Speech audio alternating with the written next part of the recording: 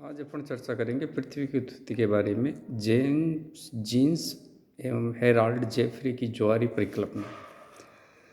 प्रारंभ में सन 1916 में ब्रिटिश विद्वान सर जेम्स जीन ने और बाद में सन 1926 में जेफरी ने कुछ संशोधन कर इस परिकल्पना को कुछ कल्पित तथ्यों के आधार पर प्रस्तुत किया। ए, प्रारंभ में सूर्य गैस का बहुत बड़ा गोला था। बी, सूर्य के साथ ब्रह्मांड में दूसरा विशालकाय तारा था।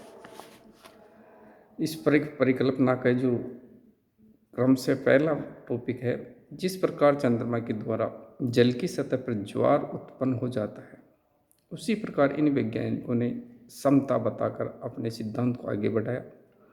एक विशाल तारा न्यारिका वर्तमान सूर्य के पास गुजरने लगा। इस तारे की गुरुत्वाकर्षण शक्ति के कारण सूर्य के पदार्थ में ज्वार उत्पन्न हुआ और परिणाम स्वरूप सूर्य में से कुछ पदार्थ बाहर निकला।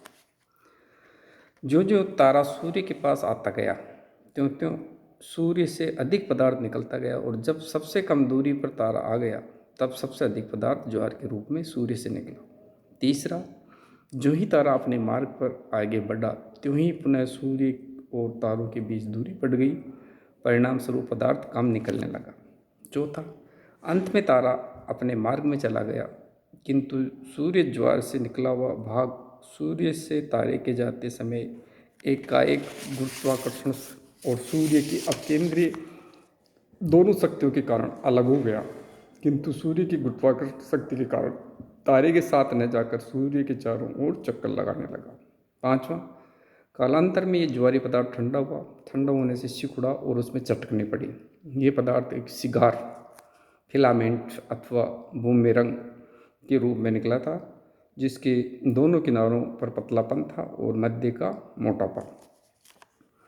छठा, इसके टूटने से दोनों किनारों के भागों पर छोटे छोटे ग्रहों का और मध्य में बड़े ग्रहों का निर्माण हुआ। इसी प्रकार बड़े ग्रहों से अधिक और छोटे ग्रहों से कम उपग्रहों का जन्म हुआ। सातवां, जेफरे का कहना है कि दूसरे तारे के सूर्य से टकराने से उसका कुछ भाग छिटककर कुछ दूर चला गया, जिसके ठंडा होने पर ग्रहों का निर्माण हुआ। इस सिद्धांत के गुण: पहला, विशालकाय तारे की ज्वारीय शक्ति से उत्पन्न ज्वार सिगार की भांति ही बीच में मोटा और दोनों सिरों पर पतला होगा। अतः ये ग्रहों के आकार का प्रश्न सबसे अधिक उत्तम तरीके से इसी परिकल्पना से हल होता है। दूसरा, बड़े ग्रहों से अधिक और छोटे ग्रहों से कम उपग्रहों का जन्म इस परिकल्पना का से स्पष्ट हुआ है। तीसरा, पृथ्वी द्रव्य अवस्था से होकर गुजरी वर्तमान भूभौतिकी इसके कई प्रमाण प्रस्तुत करती है। चौथा, ग्रहों में लगभग सभी में समान पदार्थ पाए जाते हैं, ये भी स्पष्ट हो गया।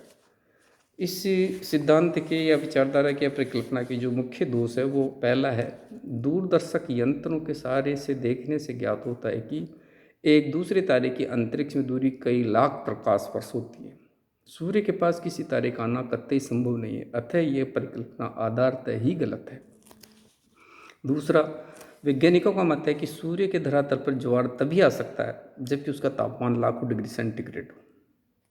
तीसरा, रसल पेरिस की आदि विद्वानों का मत है कि सौरमंडल के ग्रहों के बीच की दूरी इस परिकल्पना से नहीं समझी जा सकती। चौथा, सूर्य के कम कोणीय संवेग और ग्रहों के अधिक कोणीय संवेग को इस परिकल्पना से भी नहीं समझा जा सकता। पांचवा, जिस तारे ने एक बार ज्वार उत्पन्न किया, उसका बाद में क्या हुआ, इसका इस परिकल्पना में कोई उत्तर नहीं है।